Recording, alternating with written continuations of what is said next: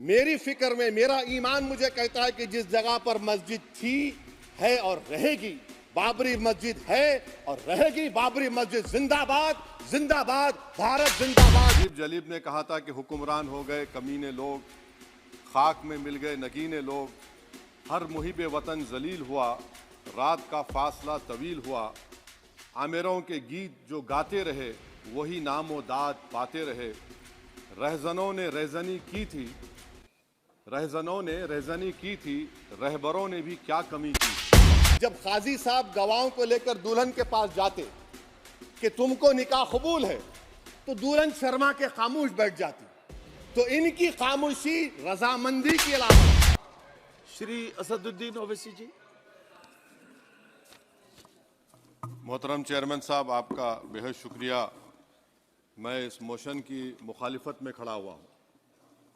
Sir, मैं शुरुआत में हबीब जलीब का एक शेर पढ़ना चाहता हूँ। आप उर्दू जानते हैं और लॉ मिनिस्टर भी उर्दू जानते हैं। हबीब जलीब ने कहा था कि हुक्मरान हो गए कमीने लोग, खाक में मिल गए नगीने लोग, हर मुहिब वतन जलील हुआ, रात का फासला तवील हुआ, आमिरों के गीत जो गाते रहे वही नामो दाद पाते रहे, रहजनों ने रहजनी की थी, रहजनों ने रहजनी की थी, रहबरों ने भी क्या कमी की थी। सर, मैं अभी सुन रहा था हमारे शिंदे ग्रुप के शिवसेना के पार्टी लीडर अपनी तकरीर कह रहे थे। कहा कि 6 दिसंबर में जब बाबरी मस्जिद को शहीद किया जा रहा था तो उस वक्त के वजीर आज़म नरसिम्हा राव पूजा कर रहे थे। आप ही ने कहा और कहा कि वो डिस्टर्ब नहीं करना। तो ये बड़ा अजीब मौका है कि बीजेपी की ताईदी पार्टी ये कह रही है कि नरसिम्हा राव ने कहा कि मुझे डिस्टर्ब मत करो, मैं पूजा कर रहा हूं, और जिसने रथ यात्रा निकाला, इन दोनों को मोदी सरकार ने इस मुल्क का सबसे बड़ा सिविलियन अवार्ड दे दिया, सबसे बड़ा सिविलियन अवार्ड दे दिया। तो ये बताता है कि इंसाफ जिंदा है या जुल्म को बरकरार रखा जा रहा है। तीसरी बात यह है कि सर, इस ऐवान में सियासी पार्टियां आएंगी, चले जाएंगी। आप आए, मैं आया, हम भी चले जाएंगे। मैं जमीन की गिजा बन जाऊंगा, ये ऐवान तो बाकी रहेगा। मगर सर, मैं ताजुब कर रहा हूं कि लोकसभा मुख्तलिफ आवाजों में कैसे बोल सकता है। लोकसभा तो एक ही आवाज में बोलना चाहिए, और लोकसभा भी भारत के संविधान आइन के बेसिक स्ट्रक्चर का ताबे है। और सर, ये इसलिए कह रहा हूं कि 16 दिसंबर को मैं ले कर देता हूं। 16 दिसंबर 1992 को इसी लोकसभा ने एक रेजोल्यूशन पास किया था। आप इजाजत दीजिए तो मैं पढ़ता हूं सर। दिस हाउस, अच्छा, ये गुलाम नबी उस वक्त के मिनिस्टर थे, आज नहीं है, उनका नाम नहीं लेना चाह रहा था। This house strongly and unequivocally condemns the desecration and demolition of the Babri Masjid at Ayodhya by and at the instigation of forces represented among others by VHP, RSS and the Bajrang Dal, which has caused communal violence in the country. Such act of vandalism was carried out not only in violation of order of Supreme Court, but amounted to an attack on the secular foundations of our country. This House expresses anguish at the happenings and wishes to reiterate its resolve that it will ceaselessly endeavor to uphold the secular and democratic traditions of our country and for the maintenance of rule of law. और एक paragraph है, नहीं पढ़ूंगा। मैं ताजुब कर रहा हूं कि जब इस ऐवान ने एक रेजोल्यूशन पास किया तो हुकूमत आएगी जाएगी, और हुकूमत ये मोदी हुकूमत जश्न मना रही है जो 6 दिसंबर को हुआ। तो ये एक बात है सर। चौथी बात यह है कि सर, नहीं, 6 दिसंबर के ऊपर कोई जश्न नहीं है। राम मंदिर के निर्माण की जो प्रतिष्ठा हुई है उसको संबोधन करता, और वो सर्वोच्च न्यायालय के द्वारा तथ्यों के आधार पर दिए गए निर्णय के कारण से हुआ है। सर्वोच्च न्यायालय का निर्णय है, तो तथ्यों के आधार पर निर्णय है। वो विषय आपने बोल दिया, ठीक है, ओके। परंतु जो मंदिर का निर्माण है वो नियमानुसार सर्वोच्च न्यायालय के निर्णय से तथ्यों को देख करके। एक सेकंड, आप इस्लाम के बहुत जानकार हैं, विद्वान हैं वैसे भी, अब कानून के। यदि किसी अन्य धर्म के स्थान पर मस्जिद बनाई जाए तो शायद उसको मान्य नहीं किया जाता। अभी एएसआई ने, सुप्रीम कोर्ट ने स्वीकार किया है कि वहां पर राम मंदिर था, तो इस विषय केवल ये है कि वहां पर राम मंदिर ठीक बना कि नहीं बना, वो विषय हो गया। तो कृपया इस पर यदि आप कुछ बोले तो बोले प्लीज। सर मैं आपको गलत साबित कर दूंगा सर भी। और मैंने रुक तो जाइए बड़ी इज्जत के साथ सर, मैं आपकी बड़ी इज्जत करता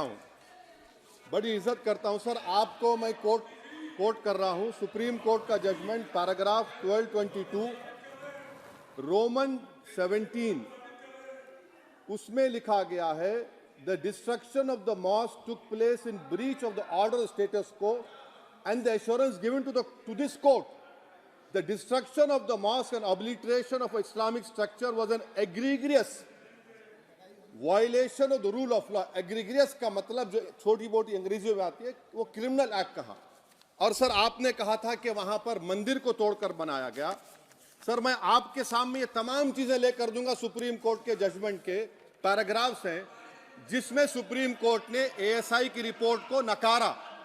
उन्होंने कहा कि मंदिर को तोड़कर मस्जिद नहीं बनाई गई थी। सुप्रीम कोर्ट ने कहा अब, और मैं रख दूंगा, आप पढ़ लीजिए। अच्छा सर मैं अपनी तकरीर पर आ जाता हूं सर। तो मैं अपनी बात कर देता हूं सर।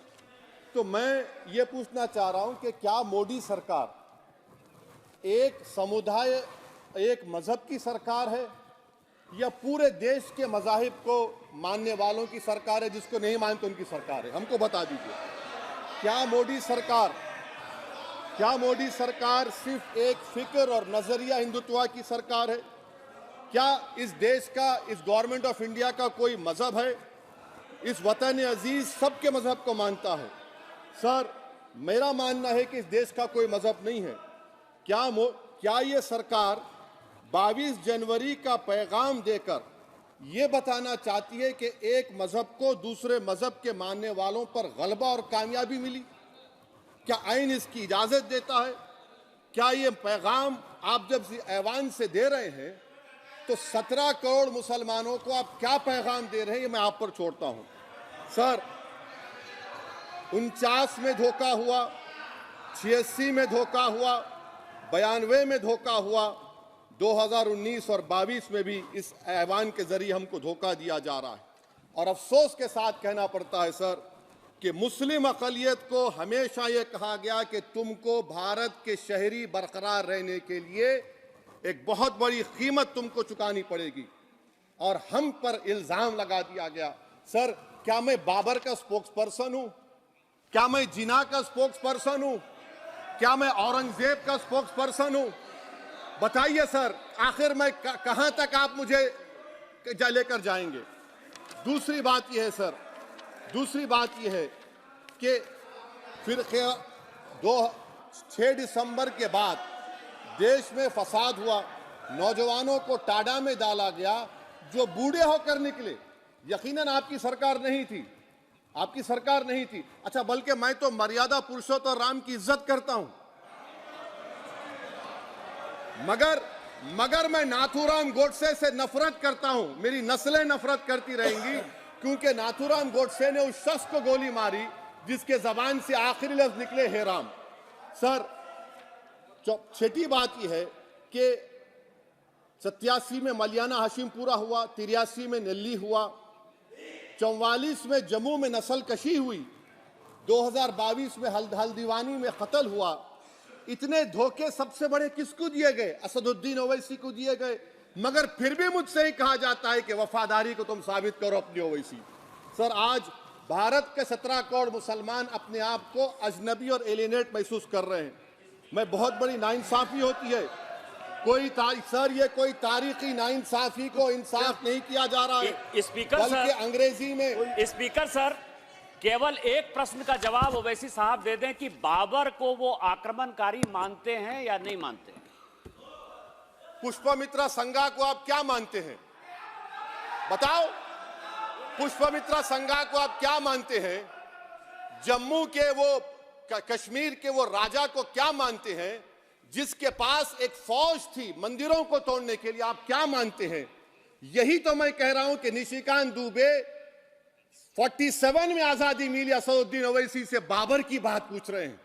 तुम गांधी की बात पूछते, तुम बोस की बात पूछते, तुम जलियांवाला बाग की बात पूछते, तुम काला पानी में जो मुसलमान शहीद हो गए उनकी बात पूछते, मगर बाबर की बात पूछी जाती है। तो सर मैं आपको बता रहा था, खामखा डिस्टर्ब किए सर, मुझे मेरा वक्त ले लिए निशिकांत दुबे।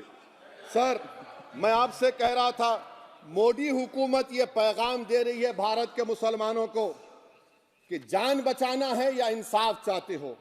मैं कह रहा हूं मैं भीख नहीं मांगूंगा, मैं इस नंगी तासुब को कबूल नहीं करूंगा, मैं दूसरे दर्जे के शहरी के मौक़िफ़ को कबूल नहीं करूंगा, मैं अपनी शनाख्त को नहीं मिटने दूंगा। अब मैं झूठी और दिल फरेब बातों पर हरगिज भरोसा नहीं करूंगा। मैं वो काम नहीं करूंगा जो बीजेपी और नाम निहाद सेकुलर पार्टियां चाहती हैं, मैं वो काम करूंगा जो आपको पसंद नहीं है, संविधान के दायरे में रहकर। सर कंक्लूजन में मैं आपको बताना चाहता हूं कि आज इस देश को किसकी जरूरत है? इस देश को अयोध्या में, तारीख शायद नहीं पढ़ते होंगे, मौलाना अमीर अली कौन थे, पुजारी बाबा रामचरण दास कौन थे? अयोध्या के पुजारी थे। दोनों ने मिलकर अंग्रेजों के खिलाफ जंग लड़ी थी और दोनों ने, अंग्रेजों ने इनको गिरफ्तार किया और एक पेड़ पर मौलाना अमीर अली को और पुजारी रामचरण दास को फांसी दे दी गई। देश को इनकी जरूरत है।